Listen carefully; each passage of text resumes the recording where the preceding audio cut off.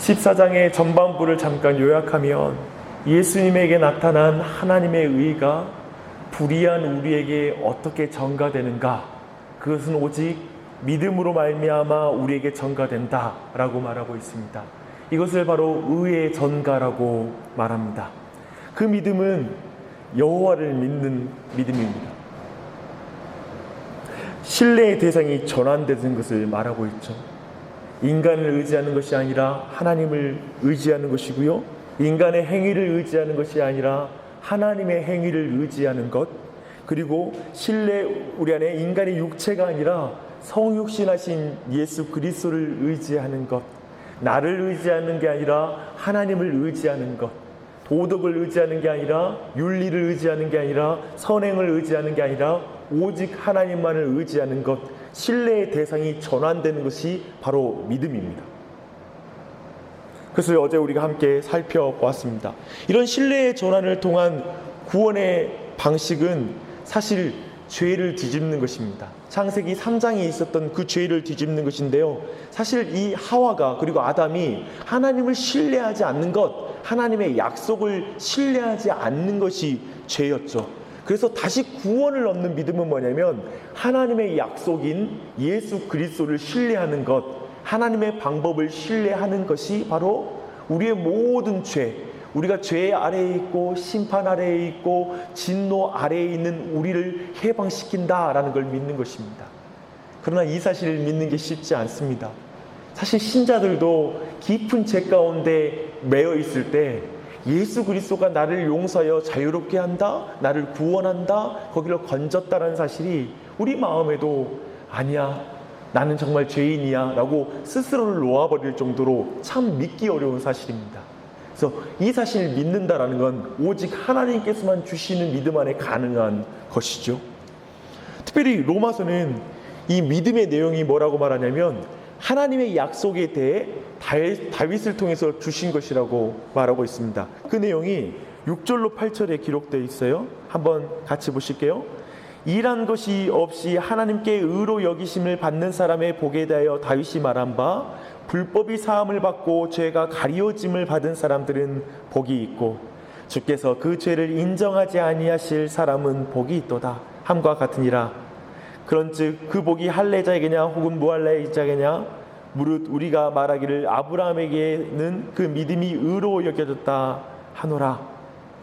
즉 뭐냐면 우리가 하나님만을 신뢰하되 하나님의 약속을 신뢰하되 그 약속의 내용은 바로 우리의 죄를 간과해 주시는 것, 넘어가 주시는 것, 우리가 여전히 죄 가운데 있지만 예수 그리스도를 믿음으로 말미암아 의인 되었다라고 하나님이 봐주시는 것, 그렇게 평가해 주시는 것, 그런 하나님이라는 걸 믿는 것이 바로 구원을 얻는 믿음이다라고 설명하고 있습니다. 죄를 용서하시는 주님을 믿는 믿음으로 의롭게 여겨졌다라고 말합니다. 이 또한 오직 하나님의 약속을 신뢰하는 자, 그 자가 바로 구원을 얻는 믿음을 가진 자라고 설명하고 있습니다. 이것이 은혜입니다. 그쵸? 이것이 은혜입니다. 유대인이나 이방이나 오직 아브라함과 같이 하나님의 약속을 믿음으로 말미암아 의로워진다라고 성경은 말하고 있습니다. 오늘날도 이 아브라함과 동일하게 그 믿음, 하나님의 약속을 믿는 자를 아브라함의 자손이다라고 평가한다라고 우리가 어제 살펴보았습니다. 그런데 이제 오늘 말씀 이제 15절 이하로 16절로 이렇게 쭉 말하고 있는 부분은 뭐냐면 이제 아브라함을 통하여 그 믿음의 구체적인 면을 보여주고 있습니다. 참 믿음이란 무엇인가 라는 것을 아브라함의 인생을 통하여 설명해 주고 있는 것이죠. 그것은 뭐냐면 하나님은 죽은 자를 살리시며 또한 없는 것을 부르시는 하나님으로 믿어야 된다라고 말하고 있습니다. 죽은 자를 살리셨다라는 그 믿음은 뭐냐면 부활하시는 예수 그리스도가 죽으셨지만 그를 다시 살리신 하나님이시다라는 그 부활의 하나님이시다라는 걸 믿어야 하고, 또 한 가지는 없는 것을 부르신 하나님이시다. 아무것도 없는 가운데 모든 세상을 창조하신 그 창조주. 그래서 정말 창조의 하나님과 부활의 하나님, 그분을 믿는 그 믿음이 있어야 한다라고 말하고 있습니다. 특별히 이삭을 죽여도 아브라함은 다시 살리실 것이라는 하나님에 대한 신뢰를 가지고 있었죠. 얼마나 대단한 믿음이에요. 우리가 알다시피 정말 그의 독자 이삭을 바치라는 명령에서 그가 주저하지 않고 계속해서 진행되는 성경의 기록을 보면서 아브라함이 인간처럼 보이지 않죠. 최소한의 인정이 없는 정말 그런 냉혈한 사람, 냉혈을 가진 사람으로 우리가 비춰진 걸 알고 있습니다. 근데 거기에서 아브라함은 철저하게 지금까지 하나님은 내 인생 속에 하나님의 약속을 지켜오셨어. 도저히 없는 중에 하나님은 내 몸에서 아이를 만드신 분이셔. 그 신실한 하나님께서 심지어 내가 이 아이를 죽일지라도 하나님은 이 아이를 다시 살리셔서 하나님의 약속을 반드시 이루시는 분이셔라는 철저히 하나님의 약속에 신실하신 분이시라는 사실을 그가 믿었다라고 말하고 있는 것입니다. 창조주 하나님을 신뢰했고 또한 부활하신 하나님을 믿었던 것이죠. 이렇게 아브라함은 하나님의 누구신가에 대한 깊은 이해를 바탕으로 가지고 있는 순종을 하였던 것을 보여주고 있습니다. 또한 더하여서 그는 바랄 수 없는 중에 바라고 믿었다라고 말하고 있습니다. 그는 철저히 자신에게는 가능성이 전혀 없다라는 것을 그는 스스로 깊이 보았다라고 성경은 말하고 있습니다.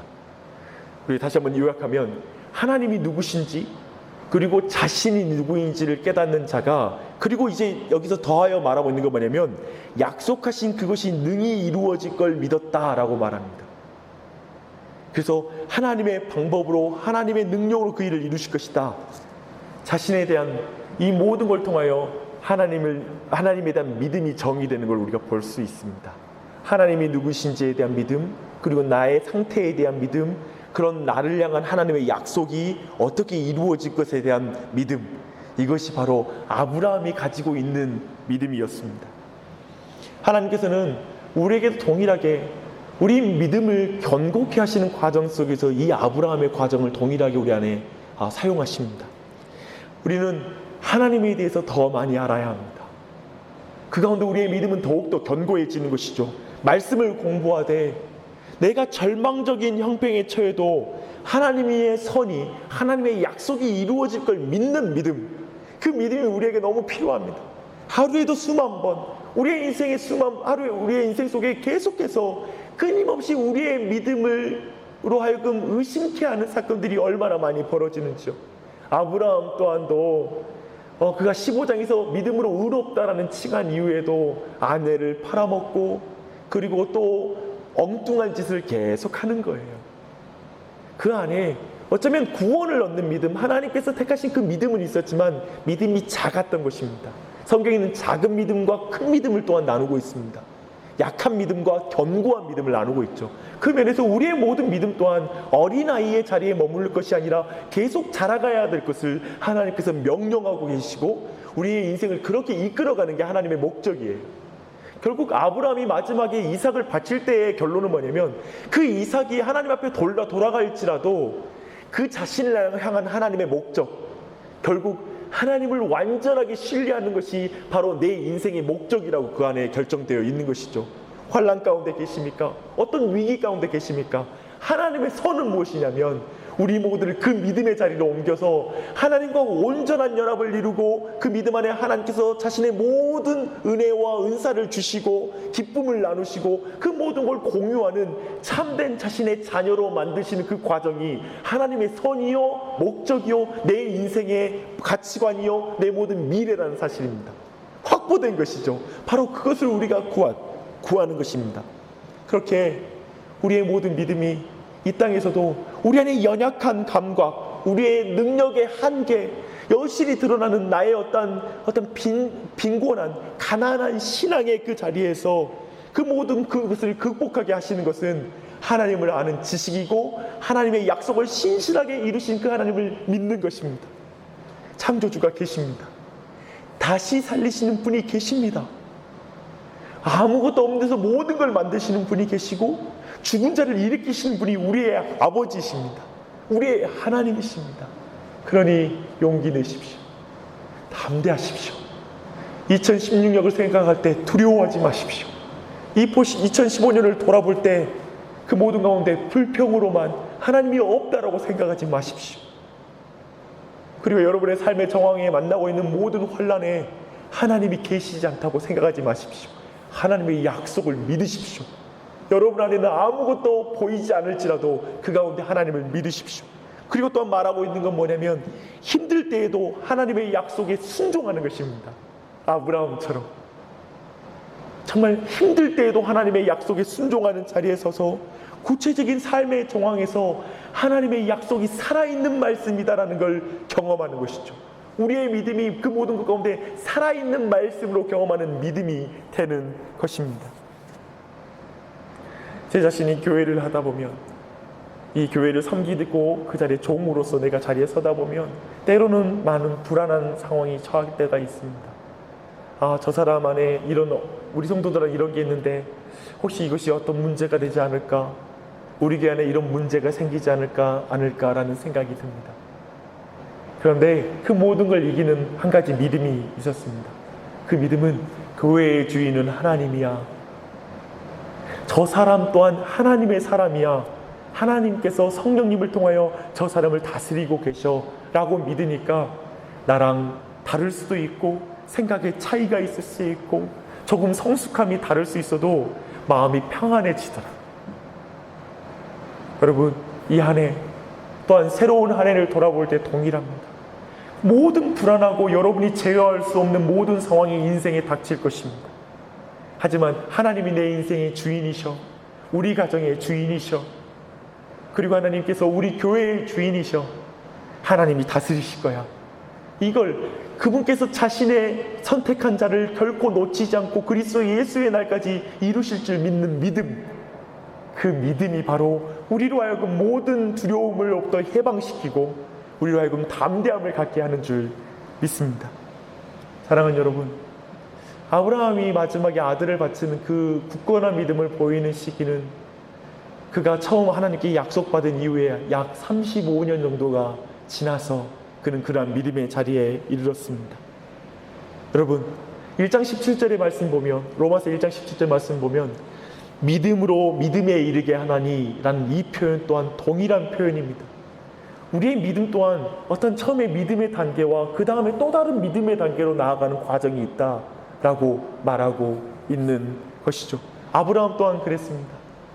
자주 흔들렸습니다. 실패했습니다. 실수했습니다. 그가 인간적인 방법도 찾을 때가 있었고 하나님의 말씀을 믿지 못하고 신뢰하지 못할 때도 있었습니다. 낙심할 때도 있었습니다. 무너질 때도 있었습니다. 그는 그 자신 안에 있는 상황이 너무 커 보일 때도 있었고 자신에게 더 이상 가능성이 없다는 것 때문에 절망할 때도 있었습니다. 그러나 하나님은 그 인생을 이끌어 가셔서 그 믿음의 자리, 저 아들을, 자신의 독자 아들을 바치는 믿음의 단계까지, 부활의 신앙을 갖는 믿음까지, 창조주의에 대한 신뢰를 갖는 믿음까지 그는 가지게 되었습니다. 우리 모두를 그렇게 이끌어 가실 것입니다. 그러니 여러분, 그 하나님을 믿고 또 이 아침에 기도하고 지난 한 해를 돌아올 때 혹 넘어진 자리에 있었던 것을 또 자책할 수 있지만 그저 자책의 자리에 머물지 말 것은 아브라함 또한 그렇게 하나님이 이끌어 가셨고 심지어는 아브라함이 의심할 때 하나님이 책망했다라는 기록이 없어요. 아브라함이 의심할 때 책망하지 않고 그저 그 하나님이 그 인생을 빚어간 걸 보게 됩니다. 이 아침에 지난 한 해를 돌아볼 때 실패가 보일지라도 다시 한번 이 하나님을 생각하며 다시 한번 기도의 용기를 가지고 새해를 위해서 또한 기도하고 나아갔으면 좋겠습니다.